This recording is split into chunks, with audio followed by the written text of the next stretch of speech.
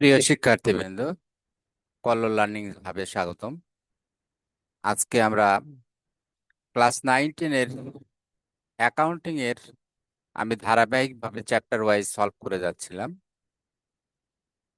তোমরা যারা আগের ভিডিওগুলো দেখেছো, আশা করি তোমরা বুঝতে পেরেছো। আমি চেষ্টা করি যত সহজভাবে তোমাদেরকে বোঝানোর। এরপরে যদি কারো কোনো জিজ্ঞাসা থাকে অবশ্যই তোমরা আমাকে জানাবা কমেন্টের মাধ্যমে অথবা হোয়াটসঅ্যাপ বা ইমেলের মাধ্যমে, যাতে করে আমি তোমাদের কোনো কনফিউশন থাকলে ক্লিয়ার করতে পারি।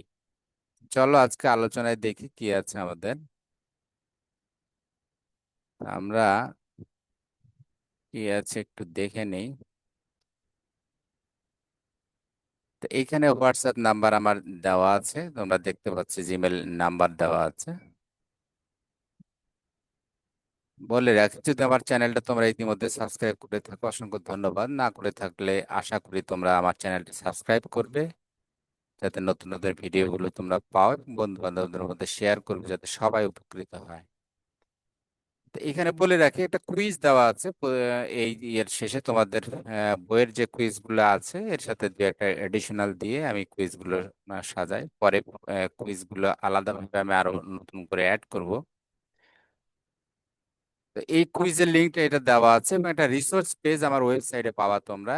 এই এই পেজে ঢুকলে এগুলো কমেন্ট সেকশনে দেওয়া থাকবে এবং ডেসক্রিপশনের মধ্যে থাকবে, সেখানে গেলে তোমরা ইজিলি দেখতে পাবে। তো আমরা আজকে এই ষষ্ঠ অধ্যায়ের জার্নাল 80 নম্বর পেজে সৃজনশীলটা করব আমরা। আমরা একটু পড়ে নিই এখানে প্রবলেমটা, যে কি আছে এবং কি চাচ্ছে। তৈরি পোশাক ব্যবসায়ী আফরোজা ফ্যাশনের 2025 সালের ডিসেম্বর মাসের কতিপয় লেনদেন নিম্নরূপ। ডিসেম্বরের 1 তারিখ 5% বাটায় মাহমুদ ফ্যাশন হতে প্রতিটি 1300 টাকা দরে 500টি প্যান্ট ক্রয় এবং বহন খরচ 1000 টাকা। চালান নম্বর 78, শর্ত 2/5, নেট 15। ডিসেম্বরের 3 তারিখ নগদে প্যান্ট বিক্রয় 35,000 টাকা। ডিসেম্বরের 8 তারিখ মাহমুদ হাসানকে 100টি প্যান্ট ত্রুটিযুক্ত থাকায় ফেরত প্রদান করা হলো। ডিসেম্বরের 10 পুরাতন আসবাবপত্র মেরামত 500 টাকা। ডিসেম্বরের 15 ইসলাম স্টোর হতে প্রতি জোড়া 1400 টাকা দরে 200টি শার্ট ক্রয়, বাটা 10%, শর্ত 2/7, নেট 30। ডিসেম্বরের 20 তারিখ মাহমুদ হাসানকে পরিশোধ 40,000 টাকা। তা আমরা এই লেনদেনগুলো দেখলাম। এখানে কিন্তু খুবই সোজা, খালি কয়েকটা জিনিস একটু মাথায় রাখতে হবে। এর মধ্যে এখানে যে বাটার যে বিষয়টা, বাটা 5% বাটা, এখানে আছে 10% বাটা। তো বাটা তো আমরা জানি এটা হলো কারবারি বাটা। কারবারি বাটা মানে ব্যবসায় তার সেলসটা বৃদ্ধি করার সময় বিক্রেতা করে কি, এই বিক্রির সময় একটা ছাড় দেয়, একটু কম রাখে, একটু বেশি মাল কিনলে বা যার সাথে সম্পর্ক ভালো, এটাকে বলছে কারবারি বাটা। তো কারবারি বাটা প্র্যাকটিক্যালি যে এটা হিসেবের খাতায় লেখা হয় না, আলাদাভাবে কি করা হয়। মূল যে ক্রেতা কি করে, ক্রেতা যখন মালটা কেনে, সাপোজ সে 10,000 টাকার মাল কিনলো, সে যদি 10% কারবারি বাটা পায়, সাপোজ 1,000 পেলো, তাহলে সে কিন্তু লিখবে যে ক্রয় 9,000 টাকার পণ্য ক্রয় করেছে। সে কিন্তু আগে 10,000 টাকা লিখে তারপরে 1,000 টাকা আবার বাটা আয় হিসাবে আর এক জায়গায় লিখবে, তা কিন্তু লিখবে না। কারবারি বাটা একে বলে।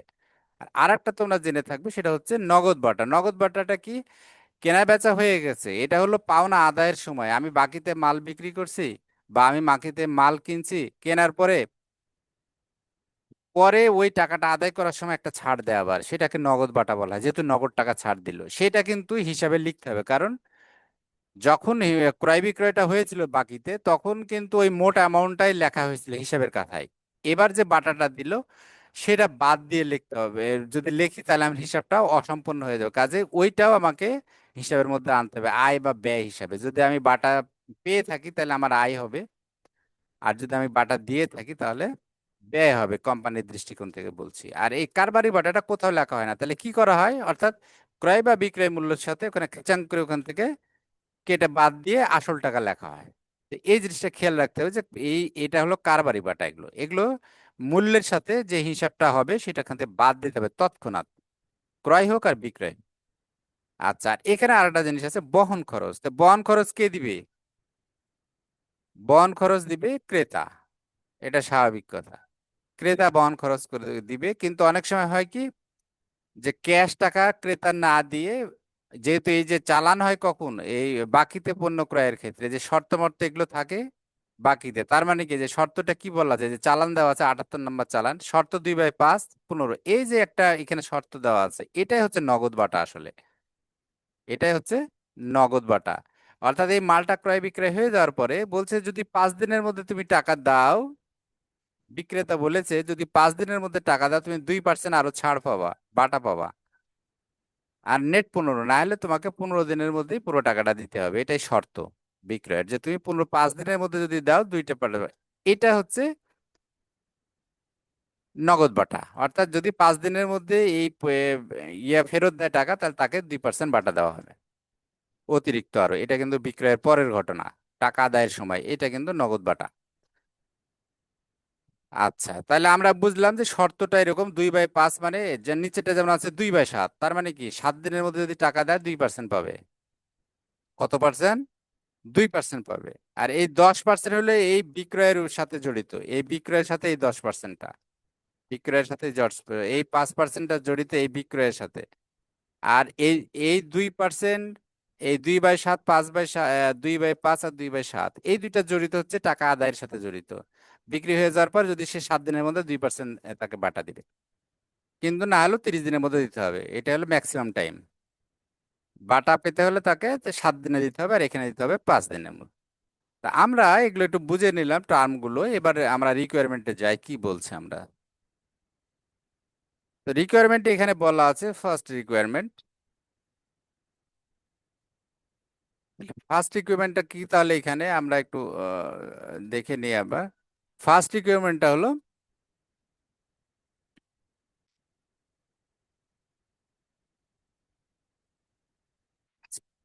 ফার্স্ট রিকোয়ারমেন্টটা উপযুক্ত তথ্য হতে ফেরত পণ্যের মূল্য নির্ণয় করো। তাহলে ফেরত পণ্যের মূল্য, তাহলে এখানে ফেরতের ঘটনা আছে কোথায় আমরা যদি দেখি, এই যে এইখানে একটা আছে ডিসেম্বরের 8 তারিখে। ডিসেম্বরের 8 তারিখে তাহলে কি করছে, এখানে ফেরত দিছে মাহমুদ ফ্যাশনকে 100টি শার্ট ফেরত দিছে, 100টি প্যান্ট ফেরত দিছে, 100টা। তাহলে এখানে কত টাকা বলে নাই, তাহলে আমাদের কাজ বলছে এই মূল্যটা নির্ণয় করা। তাহলে মূল্যটা কি? মূল্যটা হলো আসলে প্রতিটার দাম কত, প্রতিটার দাম 1300, প্রতিটার দাম 1300, তাহলে ফেরত দিলে কয়টা?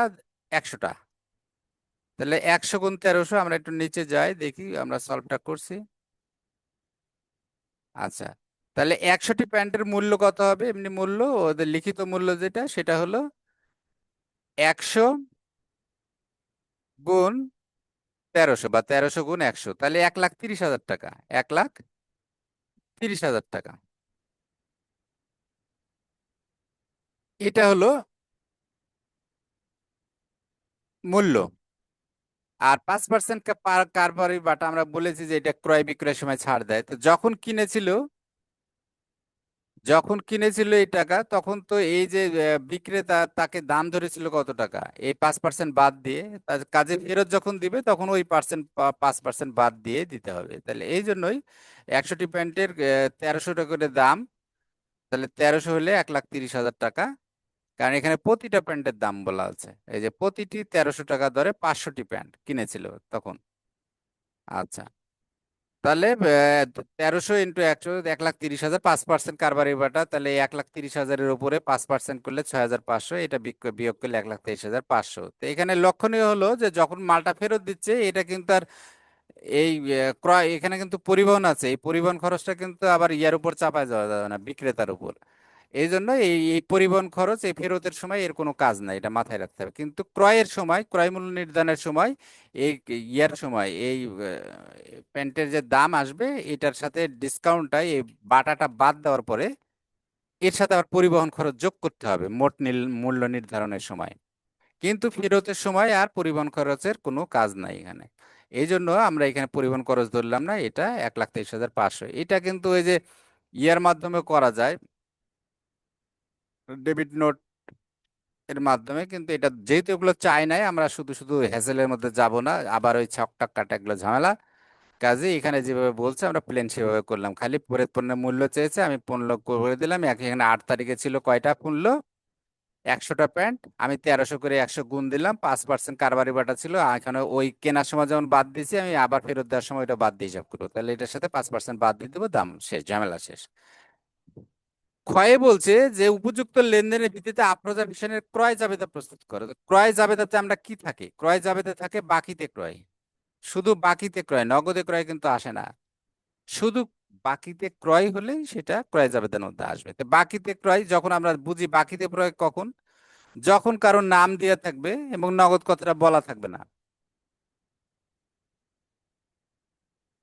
তখনই বুঝতে হবে বাকিতে। কারণ আমি যদি কারো কাছ থেকে নগদে কিনি, নর্মালি সে আমার নাম লিখে রাখবে না, কিন্তু আমি যদি বাকিতে লিখে সে আমার নামটা লিখে রাখবে, এটা একটা প্র্যাকটিস। অর্থাৎ যদি কারো নাম কখনো থাকে এবং নগদ কথাটা বলা না থাকে, তাহলে বুঝে নিতে হবে এটা বাকিতে। তাহলে এইখানে বাকিতে ক্রয় কয়টা আছে, এই ডিসেম্বরের 1 তারিখের এটা একটা বাকিতে ক্রয়, আর একটা আছে ডিসেম্বরের 15, এই দুইটা ক্রয় আছে। তাহলে এই দুইটা ক্রয়, এই দুইটা ক্রয় কি করতে হবে আমাদের,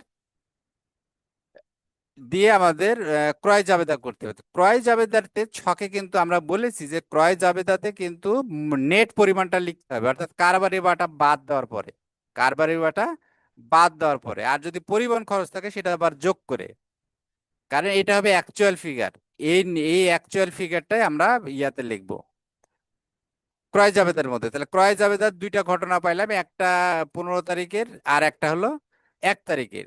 তো 1 তারিখেরটার মধ্যে আবার কি আছে, 1000 টাকা পরিবহন খরচ আছে। তাহলে এইখানে 1300-র সাথে 500টা কিনছে, 1300 গুণ 500, এটার সাথে যে অ্যামাউন্ট হবে সেটার আবার 5% বাদ দিব, দেওয়ার পরে আবার এই পরিবহন খরচ 100 টাকা যোগ করব, করে আমরা ক্রয় জাবেদাতে লিখবো। আর পরেরটাতে এখানে কোনো পরিবহন খরচ নাই, কিন্তু একটা ট্রিক্স আছে এখানে, আমরা একটু দেখে নেব ট্রিক্সটা। ট্রিক্সটা হলো প্রতিটা জোড়ার দাম দেওয়া আছে 1400 টাকা, আর বলছে 200টা পিস কিনছে শার্ট। এখানে শার্ট কিনছে কয়টা, 200 পিস। 200 পিস মানে কত জোড়া, 100 জোড়া, দুইটাতে এক জোড়া, তাহলে 100 জোড়া। তাহলে আমাকে আসলে এখানে একটু ট্রিক্স খেলছে এরা, যে 100 জোড়া কিনেছে, এখানে যদি 100 জোড়া কিন্তু তাহলে ঝামেলা ছিল না, 1400 গুণে 100 দিতাম। কিন্তু এখানে দিছে জোড়ার দাম, আর বলছে 200টা কিনেছে। তো এইখানে আমাদেরকে জোড়া করে নিতে হবে এখানে, অথবা দামটাকে পিস করে নিতে হবে, দিয়ে 700 করতে হবে। এখানে দুইটার একটা হয়, 700 গুণ 200, অথবা 1400 গুণ 100, যে কোনো একটা লাইনে আসতে হবে। হয় আমাকে একটার দাম বের করে আমি একটা 200 দিয়ে গুণ দেবো, অথবা 1400 যেহেতু জোড়ার দাম, তাহলে আমি টোটাল 200টা পিস কিনেছি, আমি এটাকে 100 জোড়া করে নেবো, তাহলে 100 × 1400 একই রেজাল্ট আসবে। কিন্তু এই ট্রিক্সটা এটা। তাহলে আমরা নিচে যাই একটু। আচ্ছা, নিচে এই যে এইখানে তাহলে আমরা কি দেখো, মুখে মুখে আমরা করতে বলতে পারতেছি। তাহলে মাহমুদ ফ্যাশনের একটু ক্যালকুলেশনটা আমি নিচে দেখিয়ে দিয়েছি, এই ছকটা এটা, ক্রয় জাবেদার ছকটা এটা। ক্রয় জাবেদার ছকে এখানে আমরা যদি একটু তাকাই, তারিখ আছে, ক্রেডিট হিসাব খাত। এখানে কেন ক্রেডিট, কারণ আমরা ক্রয় করলে পরে তখন জাবেদা করি, নগদে ক্রয় করলে করি ক্রয় হিসাব ডেবিট টু ক্যাশ বা নগদান হিসাব। আর বাকিতে হলে ক্রয় হিসাবটা আমার ঠিকই থাকে ডেবিট, কিন্তু অপরপক্ষে ক্যাশ না করে তখন বলি প্রদেয় হিসাব, প্রদেয় হিসাব। এই জন্য ক্রেডিট হিসাব খাত, ক্রেডিট হিসাব খাত বলতে এটা, প্রদেয় বলতে কার কাছে প্রদেয়, কে পাবে, মাহমুদ পাবে আর ইসলাম স্টোর পাবে, এই জন্য তখন এখানে নাম লেখা হয়েছে, এখানে নাম লেখা হয়েছে। তো এখানে শর্ত কি ছিল, প্রথমটা শর্ত ছিল 2/5 নেট 15, আর পরেরটা 2/7 নেট 30। চালান নাম্বার প্রথমটাতে দেওয়া আছে 78, পরেরটাতে কোনো চালান নাম্বার দেওয়া নাই। সূত্র আমরা এটা ঠিক দিলাম, সূত্র বলতে যে একটা যখন কেনা বেচা হয়, একটা একটা ইয়া দেয়, চালান দেয়, ওই চালানের একটা সূত্র নাম্বার লেখা থাকে সেটা। তো এখানে যে উপরে লেখা আছে যে ক্রয় হিসাব ডেবিট, প্রদেয় হিসাব ক্রেডিট, কেন এই দুইটা উপরে লিখলো আর নিচে ফিগার লিখলো, কারণ এই 6,18,500 এটার জাবেদা হবে আসলে ক্রয় হিসাব ডেবিট, প্রদেয় হিসাব ক্রেডিট। 1,26,000-এরও তাই। তা আমরা ক্যালকুলেশনটা একটু খালি দেখে নিই এখানে। তাহলে মাহমুদ হাসানের কিনেছিল 1300 পিস প্যান্ট 500 টাকা করে, তাহলে 1300 গুণ 500, 6,50,000 টাকা। 5% কারবারি বাটা, তাহলে 6,50,000 গুণ 5/100 দিয়ে 32,500, এটা বিয়োগ করা হলো, বিয়োগ করলে হলো 6,70,500, আর পরিবহন খরচ আবার যোগ করলাম, পরিবহন খরচ 1000 দিয়ে এই 6,18,500, এটাই আমি যেখানে লিখে দিলাম মাহমুদ হাসানের নামে। আচ্ছা, এরপরে ইসলাম স্টোর, নোট 2, ইসলাম স্টোরের কি, ইসলাম স্টোরের তাহলে আমি ওই যে তখন যে কথা বললাম, তাহলে 100 জোড়া আমি 200-কে 2 দিয়ে ভাগ দিলে তাহলে 100 জোড়া হয়। 100 জোড়াকে 100 জোড়া 60, 1400 টাকা করে দাম, তাহলে 1,40,000 টাকা। আর বাদ 10% কারাবারি বাটা, 10%, 1,40,000-এর 10% 14,000, বাদ দিলে 1,26,000। এই যে 1,26,000 লিখছি। তাহলে ক্রয়ের রিকোয়ারমেন্ট আমাদের হয়ে গেল, যে ক্রয় জাবেদা এই দুইটাই ক্রয়ের সাথে, বাকিতে ক্রয়ের সাথে ছিল, আমরা লিখলাম। এবার গতে আসে বলছে যে ক্রয় জাবেদা সংশ্লিষ্ট লেনদেন ব্যতীত অবশিষ্ট লেনদেনগুলো জাবেদা করতে হচ্ছে। তার মানে কি, এই দুইটা বাদ দিয়ে অন্যগুলো সব জাবেদা করবো আমরা, 1 আর এই 15 ডিসেম্বরের এই দুইটা বাদ দিয়ে। তাহলে প্রথমে আছে ডিসেম্বরের 3, তাহলে নগদে প্যান্ট বিক্রয়। তাহলে বিক্রয় করলে কি হয়, বিক্রয় করলে আয় হয়, বিক্রয় আয় খাত, এটা বাড়ে, এই জন্য 35,000 টাকা হবে বিক্রয় ক্রেডিট। আর ডেবিট হবে কি, নগদে যেহেতু নগদান হিসাব, তাহলে নগদান হিসাব ডেবিট, বিক্রয় হিসাব ক্রেডিট। এটা আমরা ছকের নিচে করছি, এখানে জাস্ট বলে যাই। আবার ডিসেম্বরের 8 তারিখে কি করছি আমরা, মাল ফেরত দিছি। তাহলে মাল ফেরত দিলে কি হয়, বই ফেরত, মাল ফেরত দিলে বই ফেরত। আর যখন আমি মাল কিনেছিলাম তখন কি করেছিলাম, ক্রয় হিসাব ডেবিট, আর বাকিতে যেহেতু কিনছি মাহমুদ ফ্যাশন, তাহলে মাহমুদ ফ্যাশনকে করছিলাম ক্রেডিট। এই যে আমরা ক্ষয়ে দেখে আসলাম এখানে, এই যে ক্রয় হিসাব ডেবিট আর প্রদেয় হিসাব ক্রেডিট। তাহলে যখন মালটা ফেরত পাঠাচ্ছি তখন হবে উল্টা, তখন প্রদেয়কে করতে হবে ডেবিট আর ক্রয় হিসাবকে করতে হবে ক্রেডিট। তো ক্রয় হিসাবটা অ্যাকচুয়ালি করি না আমরা, ওই হিসাবটা, ফেরতের হিসাবটা আলাদা রাখার জন্য বই ফেরত বলি, এটা এটা আমরা বই ফেরত বলি। তাহলে 2 নম্বরে হবে বই ফেরত, এই যেটা 8 নম্বর তারিখের ঘটনা। এবং এটা হবে বাটা বাদ দেওয়ার পরের অ্যাকচুয়াল ফিগার। ডিসেম্বরের 10 তারিখ পুরাতন আসবাবপত্র মেরামত, তাহলে এটা হবে কি, মেরামত খরচ ডেবিট, মেরামত হিসাব ডেবিট, আর ক্যাশ নগদে হয়েছে নগদান ক্রেডিট। ডিসেম্বর 15 তো লাগবে না। আর এই যে মাহমুদ ফ্যাশনকে পরিশোধ 40,000, যখন পরিশোধ করতেছে তখন প্রদেয় হিসাব কমে যাবে, প্রদেয় হিসাব হবে ডেবিট, মাহমুদের হিসাব হবে ডেবিট প্রদেয় হিসাব। আর ক্রেডিট কি হবে, ক্রেডিট হবে ক্যাশ, যেহেতু কিছু বলা নাই তো ক্যাশে দেওয়া হয়েছে। এই ছিল জাবেদা। আমরা ছকে খালি এখন একটু দেখে নিব, ছকে দেখে নিব। এই যে, তাহলে নগদান হিসাব ডেবিট 35,000, বিক্রয় হিসাব ক্রেডিট 35,000, নগদে পণ্য ক্রয়। তারপরে কি হলো, প্রদেয় হিসাব ডেবিট হবে, যেহেতু মাল ফেরত দিল, ক্রয় ফেরত বা বই ফেরত, ক্রয় ফেরত বা বই ফেরত হিসাব ক্রেডিট 1,23,500। এই যে 1,23,500 করলাম, যেটা মাহমুদ ফ্যাশনকে ফেরত দিলাম আমরা, এই যে এখানে করছি, এই যে 1,23,500, এই ফিগারটাই হবে ওখানে বাটা বাদ দেওয়ার পরে অ্যাকচুয়াল ফিগার। আচ্ছা, এরপরে কি ছিল, এই যে মেরামত হিসাব ডেবিট 500 টাকা, নগদান হিসাব ক্রেডিট 500। এরপরে মামুন ফ্যাশনকে কি টাকা পরিশোধ, তাহলে প্রদেয় হিসাব কমে গেল, ডেবিট হলো 40,000 আর নগদান হিসাব ক্রেডিট হলো 40,000। তো এই ছিল আলোচনা। আশা করি তোমরা বুঝতে পেরেছো। এরপরে কারো কোনো জিজ্ঞাসা থাকলে বলবো। আর অবশ্যই তোমরা কুইজ গুলো দিবা পরীক্ষার জন্য, এটা তোমাদের জন্য অনেক হেল্প হবে অবশ্যই এমসিকিউ এর। থ্যাংক ইউ ভেরি মাচ আমার সাথে থাকার জন্য। তোমরা আমার চ্যানেলটা আশা করি সাবস্ক্রাইব করবে নতুন নতুন নতুন ভিডিও পাওয়ার জন্য। আবারও কথা হবে। Bye for now.